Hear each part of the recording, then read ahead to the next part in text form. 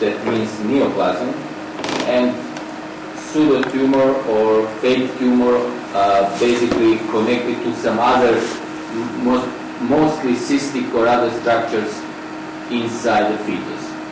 Cystic structures usually form from urinary, genital, gastrointestinal structures, but also from some others. However, our task is that we should distinguish between two groups because they act differently and they have different meanings regarding outcome of pregnancy. Walls, anechoic. Može jedno malo pitanje, prostite što vas pitam. Na 3D, sad na engleskom, using 3D, yes. Does the ultrasound appearance of anechoic look like this? I mean, it's unusual for us, yes. You know?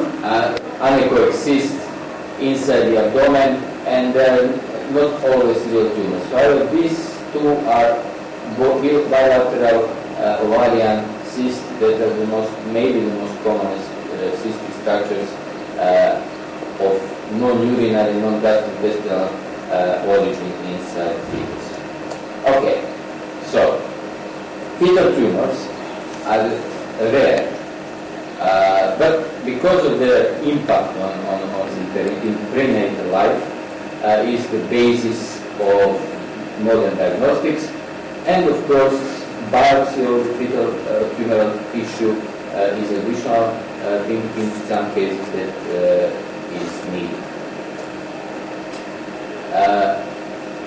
The etiology of fetal tumors is quite not well understood. However, there are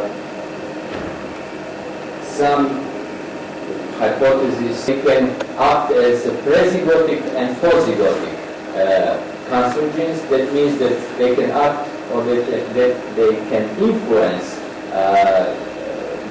oncogenes and other genes responsible for tumor formation before the formation of the zygote, so pre-conceptionally or post-conceptionally, that is postzygotic, during the embryogenesis or pre-embryonic phase, and fetal phase. Up to today's knowledge, oncogenes or cancer genes must be activated before the organogenic period. Promotion is a process usually influenced by oncogenes and genome by itself, because this is the phase in which there is a promotion of multiplication of some cell lines. You know that tumors, especially malignant tumors, has this inability to stop the promotion of mitotic division. So cells multiply, usually clonally, that means that they have all same genome, and this is actually positive finding for those who are hypothesizing that all tumors actually develop from only one abnormal cells. But many exogenic factors can modulate this process, as many exogenic factors can modulate the embryonic and fetal development. But this is just theory. Most of the exogenic and intrinsic factors actually are unknown.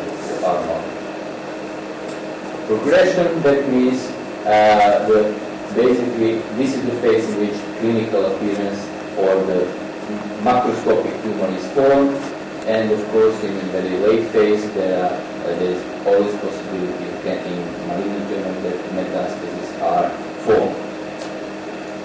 So what about, those were general phases of tumor formation, not specific for fetal life, but there are really specific natural history of fetal tumors. Može jedna minuta samo yes. Sorry. Onaj prethodni slajd, ako može. Okay. Ending of fetal tumor.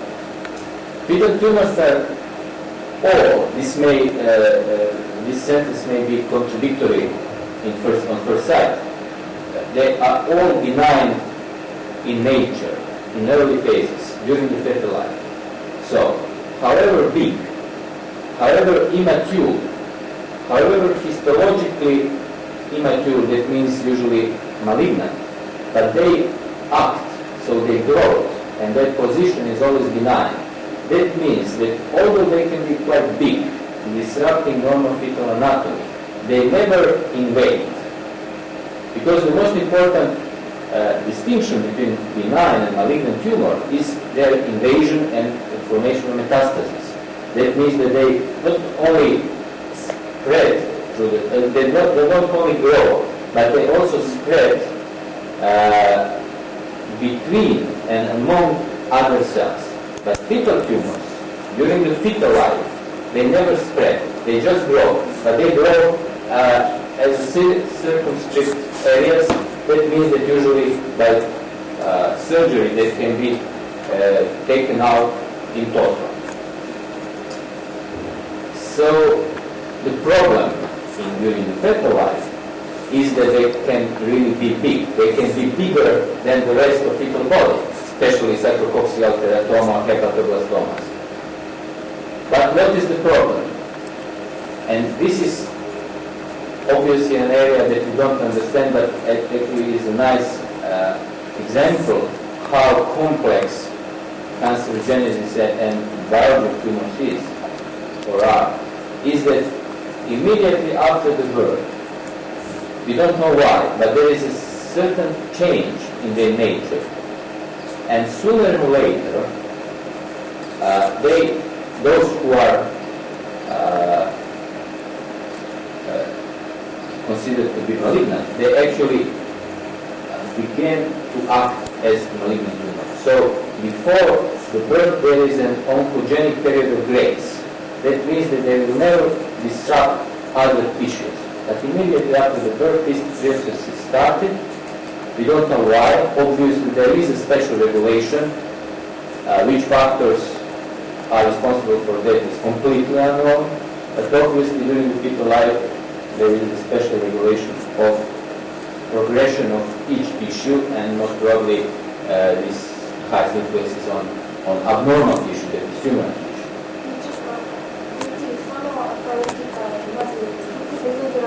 Organ can have tumor even in fetal life, so tumors are tumors.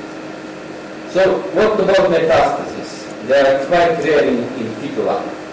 They can be fetal, but because of the previous biological characteristic, they are actually almost non-existent. If they exist, those metastases are also actually not as proper metastases because they don't invade, but if some cluster of cells is actually drawn out by the circulation and anchored in another part of the body, it will grow, but also its growth will be characterized by the growth without any invasion.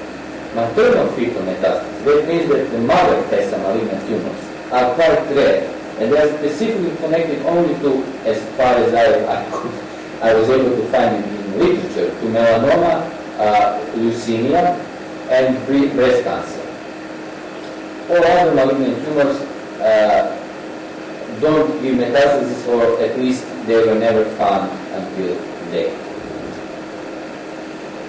Fetal-maternal metastasis, they are also not found, as far as I was able to find out, because basically it does not exist. But they can be divided or classified by structure and by localization, of course. By structures, that is usually classification upon ultrasonographic or other diagnostic method appearance. So magnetic resonance, CT, radiographic images, but basically sonography, which is a major basis of diagnosis. And they can be cystic, solid, or clinical diagnosis. So basically, it's done upon ultrasound signs and some other signs. Those are called organ-specific signs and tumor-specific signs. That means that in attempt to properly diagnose the type of fetal tumors, we can see different features of the tumor. General ultrasound signs are related to the appearance, so cystic, solid, mixed, or miscellaneous. organ-specific signs. That means that we recognize the type of tumor, or we are trying to recognize the type of tumor upon the position of the tumor. If the tumor is in the liver and it is solid, it can be hepatoblastoma, of course. It's not necessarily so, but usually this is the most common type of tumor you see in the liver or other. And tumor-specific signs, there are some specific signs, some specific appearance of different types of histological tumors that can be seen and recognized. So, general use ultrasound science is how you can recognize that the tumor is formed by the change of normal anatomy. This is the first sign. So, if you see, then by the appearance of an abnormal structure in a normally structured organ, for example, cyst in the liver, cyst in the kidney, solid mass in the brain or something. Because of the position, some fetal movements can be changed. Tumors can be positioned in the neck region. If it is positioned like mediastinal neck teratoma, if it is big, fetal head will be extended and fetus will not be able to anteflate its head. Very severe and the most common sign of many fetal anomalies is the polyhydramnios. We don't have explanation for all polyhydramnios that are formed. Some of them are formed because of the inability of fetus to swallow the amniotic fluid because of the position of the tumor. But some of them are not. Some of them are, some etiology of polyhydramnios is explained because of the transudation of fluid on the tumoral surface. But in many cases, polyhydramnios is not understood, or the etiology of polyhydramnios connected to fetal tumors is not understood, but it is evidently the polyhydramnios is the most common sign of some anomaly of fetus. Fetal hydrops is most probably have the same or similar etiological background, however, it's not always understood. But usually fetal hydrops actually relation to the tumor, and those tumors can be bigger than the fetus itself, and sooner or later this will actually, unless we deliver the fetus, sooner or later a big tumor will produce heart failure because the amount of blood circulating in the fetus due to the needs of tumor will be so huge that fetal heart will not be able to sustain that. Okay. And fetal hydrops is actually one of the most important reasons for fetal demise, or fetal death intrauterine because of organ-specific signs. So, there are different changes in specific echo pattern. So this is cystic, whatever, mixed, little bit more gray, little bit more dark, little bit more like this or like that. But basically this is just like looking into the beans or chicken bones or whatever. So what we try is that we are trying to describe the cysticity or solidity or whatever of the tumor, but this is not something that is usually very successful. Mostly we recognize or we suspect of different histological type of tumor because of tumor-specific signs. That means, or basically because of the connection of all those three signs. So if we see solid structure in the brain or mixed structure in the brain, then we can suspect that this is intracerebral teratoma or something like that. But most of tumors are actually finally diagnosed only on histology done postnatally or after the biopsy. If we are able to make Doppler measurements, we are able to make power Doppler measurements to distinguish neovascularized area, but still this is just of academic, let's say, importance. For clinical importance, the most important thing is that a tumor is diagnosed, that the mother and the father are counseled, and some kind of prognosis is for fetal tumors. Actually, it depends on localization. So intracranial, because of the positions, have poor prognosis. Depends on size, because it is huge and big. Of course, that can produce serious impact on fetal anatomy and fetal functionality of different anatomical structures, postnatal life. And neovascularization is important because the most vascularized tumors are mostly prone to produce heart failure, polyhydramnios, hydrops, and finally premature labor or fetal demise in children. I have to go fast, but I can give you the computer in right now, okay? Because I can't really wait, I have to finish it. Intracranial tumors. This is just for your information. I will not go through all the, and this is why the lecture is short, otherwise it could last for years and years. But just for your information, just if we are speaking about intracranial tumor, this is a list of possibility, but it is not complete list. So, teratoma, epidermoid, dermoid, germinoma, neuroblastoma, meningeal sarcoma, lipoma, corpusculosa, oligodendroglioma, gangliocytoma, so on. So, all posterior tumors of postnatal life can be basically found in prenatal life, and some of them, although rare, are quite specific for prenatal life. So, there is really, in such a course, there is no need to go to all the tumors because our knowledge is basically quite scarce, and the main topic is that we as sonographers or fetal medicine doctors recognize that there is some problem, and the problem should be dealt with, or with the problem we can deal upon the clinical course. So, how we can, for example, diagnose it for intracranial tumors. So all those tumors can be diagnosed by an evidence of disturbance of normal anatomy. Their image is completely different in different cases, so it depends on histology. Some are cystic, some are mixed, some are solid. And quite occasionally, so that means rarely, we can suspect that some tumors are of different or specific histological type. Because, for example, this is from textbook, lipoma is homogeneously presented, some teratoma of intracranial structures are usually inhomogeneous in their appearance, but this is not the absolute truth. So we can only suspect on their image. So those are examples. For example, this tumor was seen as mostly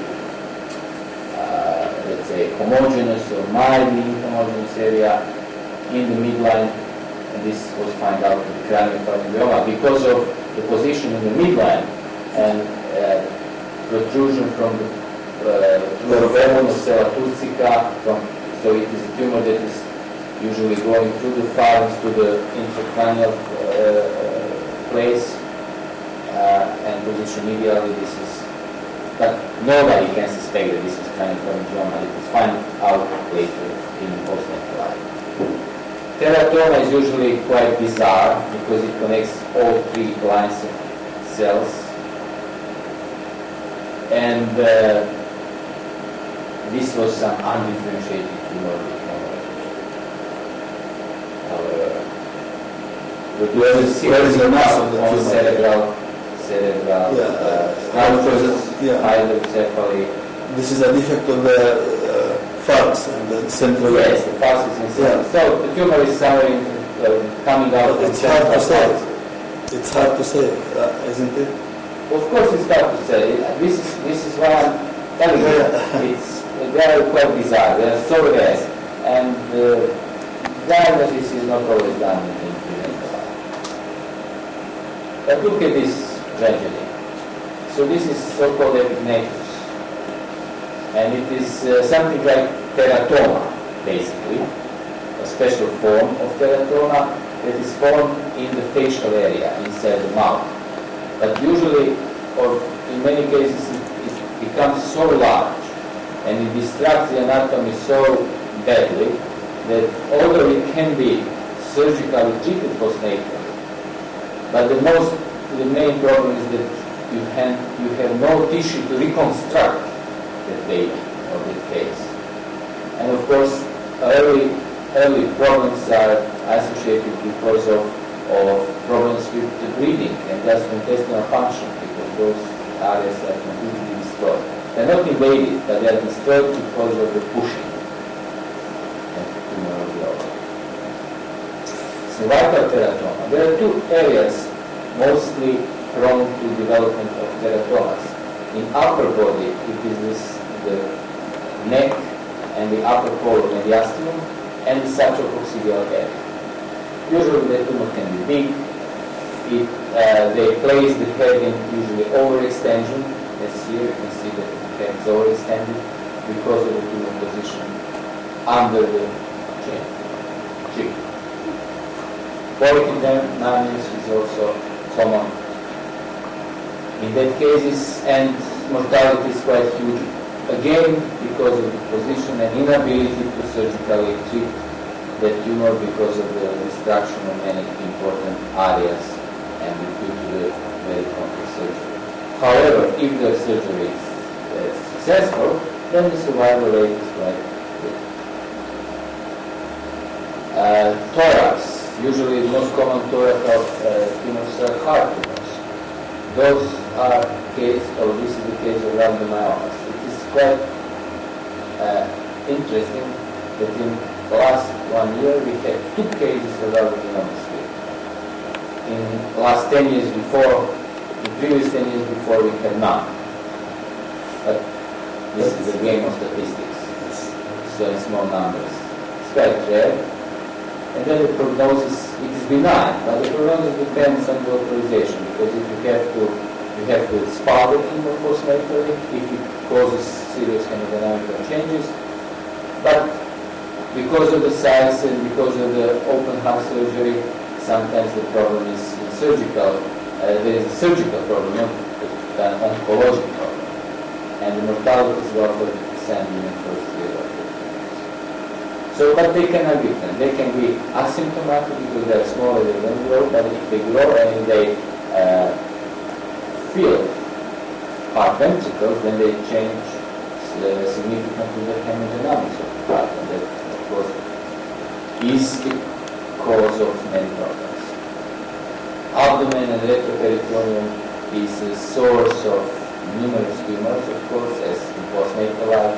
So specifically, we can find specific liver tumors, different types of hemangiomas because of many vessels, hamartomas because of the specificity of the tissue, of course, hepatoblastomas, typical tumors, all in the liver, adenomas, so on, so they can be of different appearance.